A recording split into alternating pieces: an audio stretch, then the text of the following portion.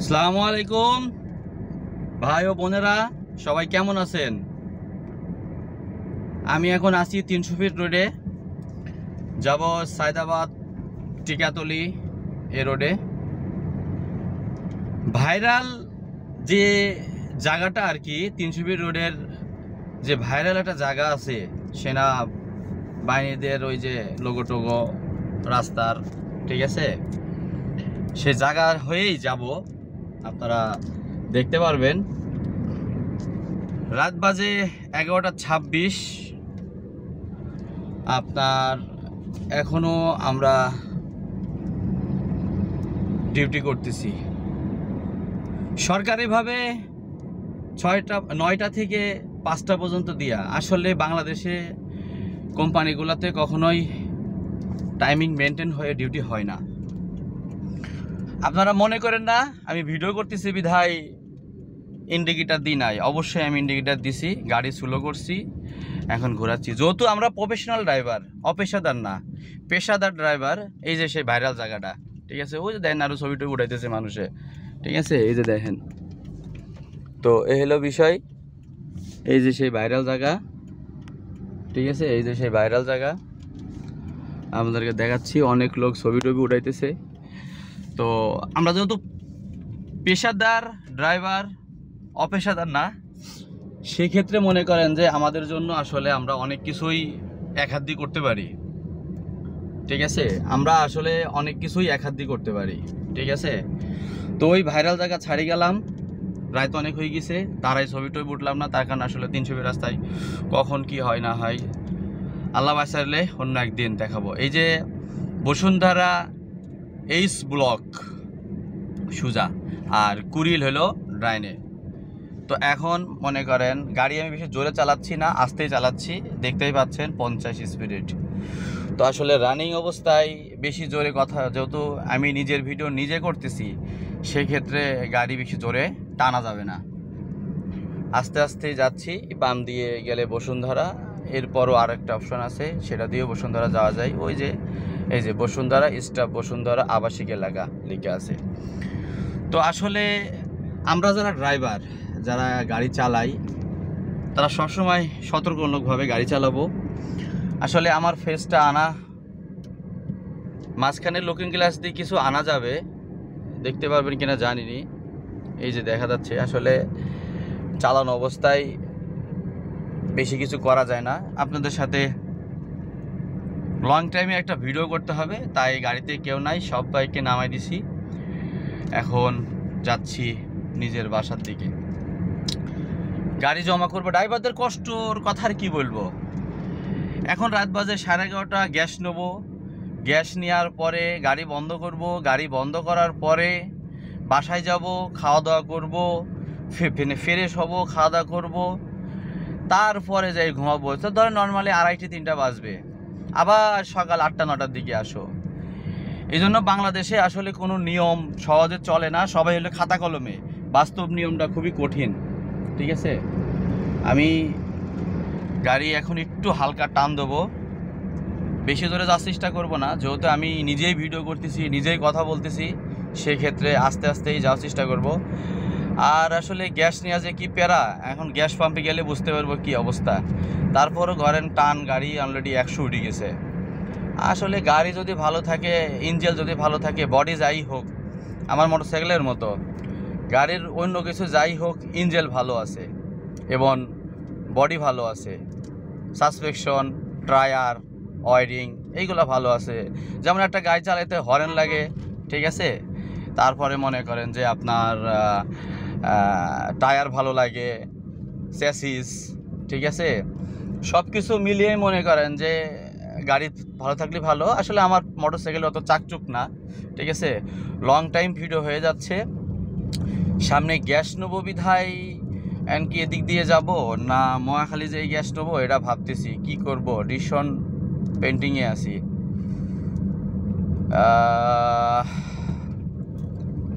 এদিক দিয়ে গ্যাস নিতে পারবো না, এখন ওপর দিয়ে বনানে দিয়ে চলে যাব। এই যে ফ্লাইওভার উঠে পড়লাম, চলে যাব। গ্যাস এখন নেব না, গ্যাস নিয়ে ঝামেলা, ঠিক আছে। গ্যাস নিতে গেলে অনেক রাত হবে, নেব গ্যাস সামনের থেকে নেব। তো আসলে আজকের ভিডিওটা একটু লং করব, যদি লং ভিডিওটা ফেসবুক আপলোড নেয়, ঠিক আছে। তো যারাই রাস্তাঘাটে গাড়ি চালাবেন অবশ্যই সাবধান এবং নিজের নিরাপত্তা বজায় রেখে গাড়ি চালাবেন। তার কারণ নিজের যতটুকু সেফ আছে আরেকজন ভালো ড্রাইভার নাও হইতে পারে। আপনি আজকে পেশাদার ড্রাইভার, হয়তো আপনার কাছে মনে হইতে পারে কোনো রিস্ক নেই, কিন্তু যে অপেশাদার ড্রাইভার সে এসে মেরে দিতে পারে, সে সতর্ক নাও থাকতে পারে। এতক্ষণ বাম হাত দিয়ে গাড়ি চালাইছি, ডান হাত দিয়ে ভিডিও করছি, এখন আপনার বাম হাত দিয়ে এই যে ট্রেন যাচ্ছে, এই যে ট্রেন যাচ্ছে, মেবি কি ট্রেন আসলে এটা বুঝতে পারছি না। তো এখন আমি কুড়িল বিশ্ব রোড থেকে নেমে বনানীর দিকে যাচ্ছি। এখন আর আমি বাম দিয়ে যাব না, যেহেতু আমি নিজের ভিডিও নিজে করতেছি, এখন ডাইন দিয়ে যাব, ঠিক আছে। এখন ডাইন দিয়ে যাব, এই যে হাতটা এক জায়গায় রাখলাম। এখন মনে করেন যে আমাদের দুই হাতেই ব্যালেন্স, যারা পেশাদার ড্রাইভার তাদের আমাদের দুই হাতেই ব্যালেন্স, বাম হাত দিয়েও শুধু গাড়ি চালাতে পারবো, ডান হাত দিয়েও গাড়ি চালাতে পারবো। এটা যারা পেশাদার ড্রাইভার তারাই বলতে পারবে। আর সদ্যও যত বড় ভাই ছোট ভাই যারাই গাড়ি চালাও, সবাইকে একটা কথা বলি, নিজের কন্ট্রোলের বাইরে যাবা না। ধরো এখন তোমাকে কেউ পেছন থেকে হরেন দিচ্ছে, ঠিক আছে, কেউ পেছন থেকে তোমাকে হরেন দিচ্ছে যে আমাকে সাইড দাও, সাইড দাও, সাইড দাও, আপনি সাইড দিয়ে দিবেন, দেখবেন সে কত টানতে পারে। যদি আপনার রাস্তায় হয় আপনি তার সাথে সাথে যান, ঠিক আছে। সে যতক্ষণ পারবে, এটি রেডিসন ব্লু হোটেল, ঠিক আছে, এই যে বাম সাইডে, সে আপনাকে এমনিতেই ছেড়ে দেবে যখন আর আপনার সাথে পারবে না। কারণ অপেশাদার এই রাত্রিরে অনেক ড্রাইভারকে ছেড়ে দেয়, মালিকরা নিজেরা না গাড়ি চালায়। তো সেক্ষেত্রে আসলে মালিকরা ওই যে পিনিক নেয়, ভুং ভাং বুক বুক করে টান দেয়, বুক বুক করে টান দেয়, আসলে ওইগুলোর সাথে আমরা আসলে না থাকি, ওইগুলোর সাথে আমরা পাল্লা না দিই। তা এখন ওরা নিজের গাড়ি নিজে ক্ষতি হলে কিছু হবে না, আর একটা ড্রাইভার কোনো ক্ষতি করে ফেললেই এটা সমস্যা। এমনিতেই চাকরি যারা করে তাদের সব দিক দিকেই সমস্যা। এখন আপনার বাড়ি ধরা গিয়েছিল বামে, আর বনানী সোজা, আমি যে বনানী ফ্লাইওভার উঠলাম, ঠিক আছে।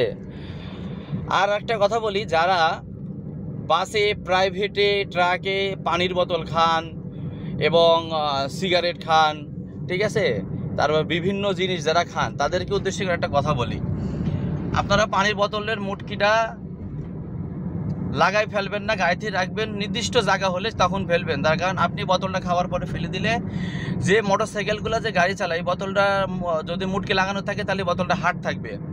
আর ওই মোটর সাইকেলের পেছনে যদি কোনো যদি আপনার ওই যে কী যেন বলে, মোটর সাইকেলের চাকার নিচে যদি পড়ে, তাহলে যে কোনো সময় দুর্ঘটনা ঘটতে পারে, কারণ দুই চাকার কোনো ভরসা নেই। এই যে, আর ধরেন আপনি বোতলটা ফালালেন, ডব খেয়ে প্রাইভেটের গ্লাসে যে মুটকিটা লাগলো, সেক্ষেত্রে প্রাইভেটের গ্লাসও ভেঙে যেতে পারে বা বড় গাড়িরও ভাঙতে পারে। সেক্ষেত্রে যাত্রী এবং ড্রাইভার এবং যত মালিক পক্ষ আছেন সবাইকে অনুরোধ করি আমি বলি যে আপনারা আপনাদের নির্দিষ্ট ময়লা যেগুলো থাকবে গাড়িতে রাখার চেষ্টা করবেন, পরবর্তীতে সঠিক জায়গায় সেই জিনিসগুলো ফেলে দিবেন, ঠিক আছে। এই কাজগুলো করবেন না, এটা যা করছেন করছেন। ধরেন আপনি জীবনে 40 বছর, 20 বছর, 15 বছর, 60 বছর ভুল করছেন, ভুল করে আসছেন এতদিন, আর ভুল করার দরকার নেই। এখন ছাড় দেন, এখন নিজেকে সংশোধন করে ফেলান যে আমি এতদিন করছি, আমি আর এখন করব না, আমি এতদিন ভুল করছি, আমি আর এখন ভুল করব না, ঠিক আছে। আমি আগে সঠিকভাবে চালাতাম না গাড়ি, আমি এখন সঠিকভাবে চালাবো, ঠিক আছে। এই যে নৌসদর আমার বাম সাইডে, আর ডাইন সাইডে হলো এলিফ্যান্ট এক্সপ্রেসটা রাস্তাটা গেছে। অবশ্যই আমি উপর দিয়ে উঠলাম না, তার কারণ গাড়িতে কেউ নাই, আমি এলিফ্যান্ট এক্সপ্রেস দিয়ে যাব, আবার কোম্পানি কৈফত দাও যে কেন তুমি 80 টাকা দিয়ে এলিফ্যান্ট এক্সপ্রেস দিয়ে উঠলে, টাকা কে দেবে। আসলে আমাদের কষ্ট কেউ বুঝবে না। তো সার থাকলেই হয়তো আমি দিলে কোম্পানি দিত, তারপরও নিজের মানবতার দিক থেকে আমি আর বাড়ালাম না, মানে এলিফ্যান্ট এক্সপ্রেস উঠলাম না। এলিফ্যান্ট এক্সপ্রেস উঠলে আপনাদেরকে ভিডিওটা আরও ভালো করে দেখাতে পারতাম। এই যে বাম সাইডে গেল গুলশান, ঠিক আছে, বনানী কবরস্থানটা পিছিয়ে ছাড়িয়ে আসলাম, ঠিক আছে। এই যে দেখেন গাড়িতে কেউ নাই, আমি শুধু একা, ঠিক আছে। বসকে নামাই দিয়ে আসলাম, আমাদের চেয়ারম্যান স্যার গিয়েছিল কিংফিডে, আমি এখন কর্মরত আছি, কিংফিডের চেয়ারম্যান স্যার গিয়েছিল, ঠিক আছে। তো আসলে আপনাদেরকে একটা কথা বারবার করে বলি, অবশ্যই সাবধানে তো গাড়ি চালাবেন। আমি ভিডিও করতেছি, আমি আমার কন্ট্রোল মতো যাচ্ছি, বাকিটাও ফর আল্লাহর ব্যাপার। এই যে দেখেন সামনে একটা গাড়িতে একজন মোবাইল টিপতেছে হেডফোনে, বাই চান্স যদি কোনো বড় ধরনের কোনো ব্রেক মারে তাহলে এই লোক ছিটকে এসে নিচে এসে পড়বে। আসলে কি আর বলবো। এই যে এই গাড়িটা কেন ইমার্জেন্সি দিছে, এখন প্রশ্ন আসতে পারে যে কেন ইমার্জেন্সি দিছে। ইমার্জেন্সি দিয়েছে উনি সোজা যাবে, উনি ডানেও যাবে না বামেও যাবে না, ওনার বামে যাওয়ার রাইট হলে আরও বামে নিতে পারতো। আর যদি গাড়ি নষ্ট থাকে সেক্ষেত্রে ইমার্জেন্সি দিতে পারে। সোজা যাওয়ার জন্য 4 রাস্তার মোড় যেখানে সেখানে ইমার্জেন্সি দিতে পারে। যদি গাড়ি ধাক্কা দিয়ে নিয়ে যায় সেখানে ইমার্জেন্সি দিতে পারে। গাড়ি যদি হঠাৎ রাস্তায় নষ্ট হয়ে যায় সেক্ষেত্রে ইমার্জেন্সি দিতে পারে। তারপরে মনে করেন যে সে যদি নতুন ড্রাইভার হয়ে থাকে, তার যদি ভিতরে একটু কনফিউশন থাকে যে আমি গাড়ি কেমনে চালাবো, সেক্ষেত্রে সে নতুন মানে দিতে পারে। ঠিক আছে, তো মনে করেন যে সেক্ষেত্রে দিতে পারে। আপনাদেরকে আমার গিলাসে আমার ফেস দেখাচ্ছি, এই যে আপনারা আমার গিলাসে ফেস দেখতে পাচ্ছেন। আসলে একটা কথা বলি, সব তো আর সঠিকভাবে কেউ মানতে পারবে না। যতটুকু মানা যায় পুরোটা মানতে পারবে না, কিন্তু একটা কথাই বললাম, পুরোটা কেউই মানতে পারবে না, যতটুকু মানা যায়। এই জন্য যতটুকু আগে যে ভুলগুলো করছেন তো করছেনই, এগুলো তো আর উঠে আসবে না। এখন চেষ্টা করেন যে শুধরানোর। ধরেন আপনি 50 বছর পর্যন্ত ভুল করছেন, এখন আর করেন না, চেঞ্জ হয়ে যান। ঠিক আছে, আপনি ধরেন কারোর বেতন দেন নাই, কোনো কোম্পানির মালিক আপনি। আমার যদি ভিডিওটা কোনো কোম্পানির মালিক দেখে থাকেন তাহলে আমি তাদের উদ্দেশ্যে করে বলি, আপনারা কোনো ড্রাইভারকে বেতন দেন নাই, সে যদি অন্যায় করে থাকে তার অন্যায়টা বের করেন, তাকে একটা সুযোগ দেন যে বাপ বা ভাই তুই অন্যায়টা করছোস, ধরা খাইছোস, এই অন্যায়টা সুযোগ তোকে একটা দিলাম, ঠিক আছে, তুই এই সুযোগটা কাজে লাগা। ঠিক আছে, তাকে দেখেন সে নেক্সট টাইমে আবার এই কাজ করে কিনা। যদি আবার নেক্সট টাইম এই কাজ করে তাহলে মনে করেন যে তাকে আপনি তখন বের করে দেন, পানিশমেন্ট দেন। ঠিক আছে, কিন্তু একই ভুল তো আর বারবার করা যাবে না। একজন লোককে একবার শাস্তি দেওয়া যায়, মানে ভুল ক্ষমা করা যায়, বারবার ক্ষমা করা যায় না। সেটা হাজব্যান্ড ওয়াইফের ভিতরে অনেক ভুল অনেক হয়, অনেক কিছু হয়, ক্ষমা করে। ঠিক আছে, বাচ্চারা ভুল করে, নিজেরা ভুল করি, ক্ষমার উপরে দৃষ্টিতে দেখাটা উত্তম। ধরেন আপনার প্রাইভেট থেকে কেউ 500 টাকার গ্যাস নিয়ে 600 টাকার বিল করছে, 400 টাকার গ্যাস নিয়ে 500 টাকা বিল করছে, আপনি বুঝতে পারছেন, তাকে অন্যভাবে বলেন যে দেখো ভাইয়া, আমি বুঝতে পারছি তুমি কিছু করতেছো, তো সেক্ষেত্রে এটা না করলেই হয়, তোমার যদি লাগে আমি 500 টাকা তোমার বেতন বাড়াই দিই, তো নেক্সট টাইমে এগুলার করিও না। সে যদি বলে বোঝে তার ভালো, তাহলে সে আর চুরি করবে না। আর সে যদি না বোঝে তাহলে অবশ্যই সে আবার চুরি করবে, সে তার ভুল বুঝবে না, সে একদিন পস্তাবে। আর সব কথার এক কথা, ক্ষমার উপরে আর কিছু নেই। ঠিক আছে, আমরা মানুষ ভুল করবই, মানুষ মাত্রই ভুল। ঠিক আছে, এখন বনানী কাকলি পার হয়ে গেলাম, কাকলি পার হয়ে গেছি, ওই যে ইমার্জেন্সি যে জায়গায় ছিল ওই জায়গাটায় কাকলি ছিল। এখন বনানী চেয়ারম্যান বাড়ি পার হলাম। ঠিক আছে, সামনে সেতু ভবন, তারপরে আপনার মহাখালী ফ্লাইওভার। ঠিক আছে, এই যে ডাইনে যেটা গেল সেটা হলো আপনার ক্যান্টনমেন্ট ইউটার্ন আর কি, যেটা কাকলি থেকে এসে এখান থেকে ইউটার্ন নিয়ে এই গাড়িগুলো চলে যাবে। ঠিক আছে, তো একটা কথা বলি, আপনারা চেষ্টা করবেন যতটুকু ভালো হয়। মেবি গাড়ির ড্রাইভারটা নতুন, আর নাই মালিকই গাড়ি চালাচ্ছে। ঠিক আছে, তার কারণ এখনও সে ইমার্জেন্সি বন্ধ করছে, কিন্তু ড্যানি ইন্ডিকেটর দিয়ে রাখছে, প্রয়োজন নেই, তারপরও দিয়ে রাখছে।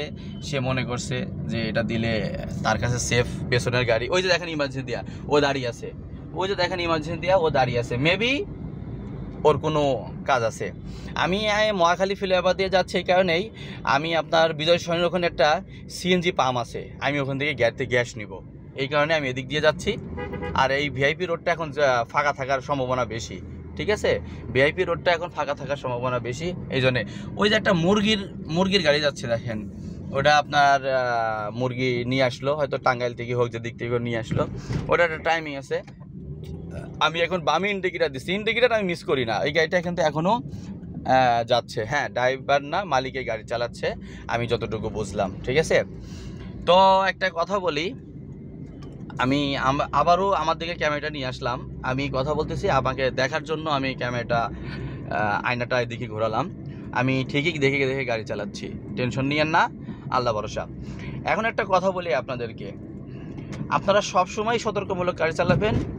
যদি কখনো কারোর সাথে কখনো অন্যায় করে আইছেন, সে অন্যায়গুলো শুধরানোর চেষ্টা করবেন। আর মালিকদের বিষয়ে যে কথাটা বলতেছিলেন, যে আপনারা চেষ্টা করবেন একটা ড্রাইভার যদি তার ফ্যামিলি নিয়ে থাকে, যে কোনো এমপ্লয়ার, সে ড্রাইভার হোক, ম্যানেজার হোক, অফিসের স্টাফ হোক, পিয়ন হোক, কাজের বুয়া হোক, যেই হোক, তার সর্বোচ্চ খরচ কত আছে সেই খরচটা অবশ্যই আগে বোঝার চেষ্টা করবেন।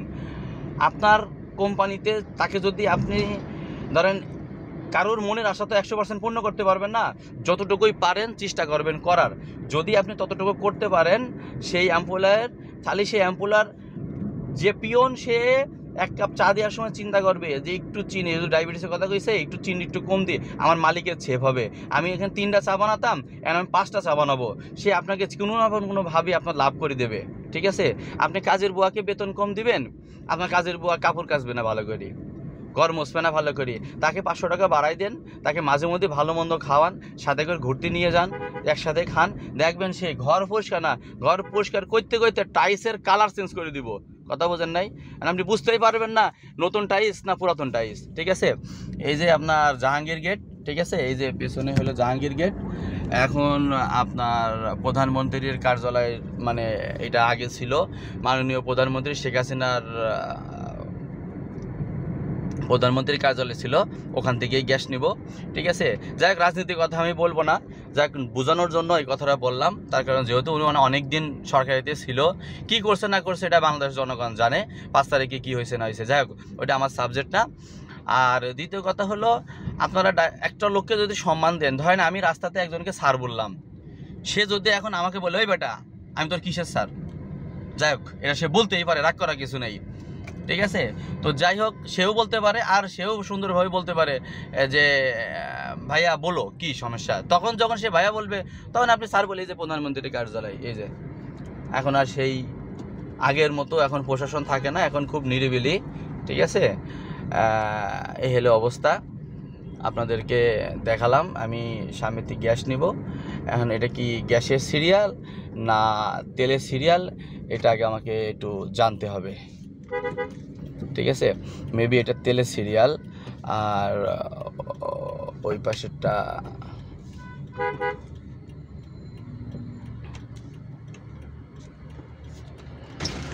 ভাইয়া গ্যাসের সিরিয়াল, এটা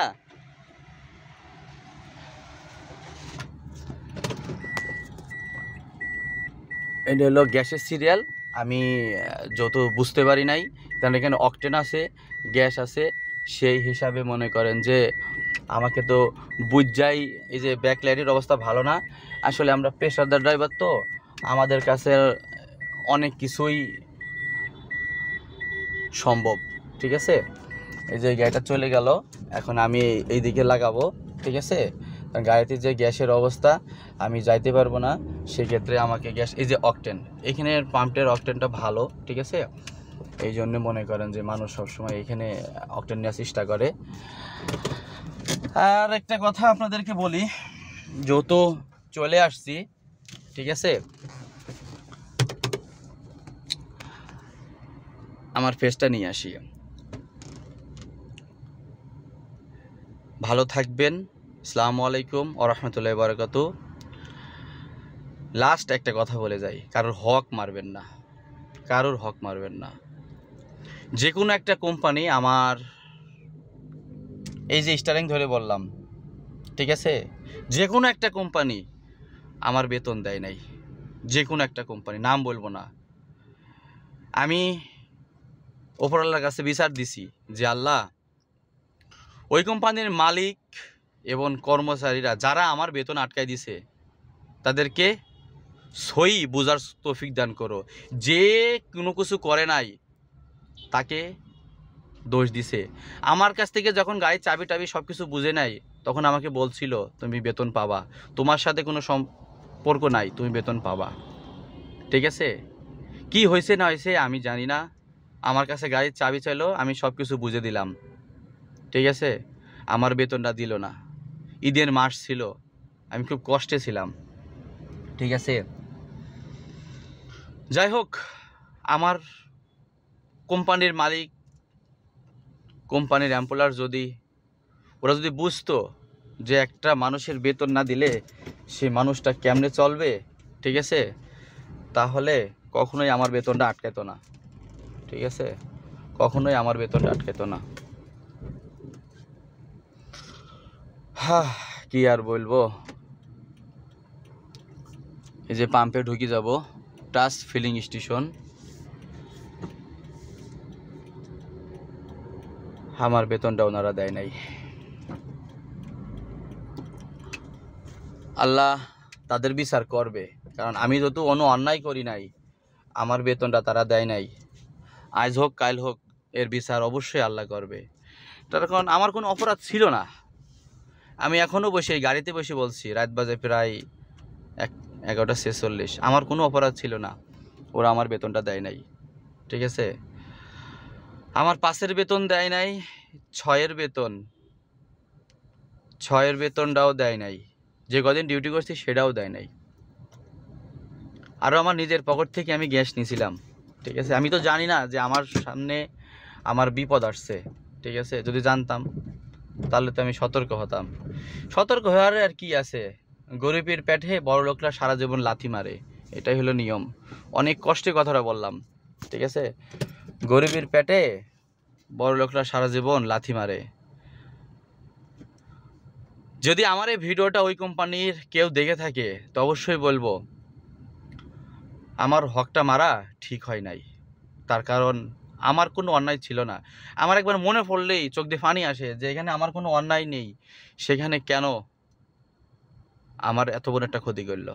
যাই হোক, সবাই ভালো থাকেন। আল্লাহ হাফেজ। আসসালামু আলাইকুম ওয়া রাহমাতুল্লাহি ওয়া বারাকাতুহু।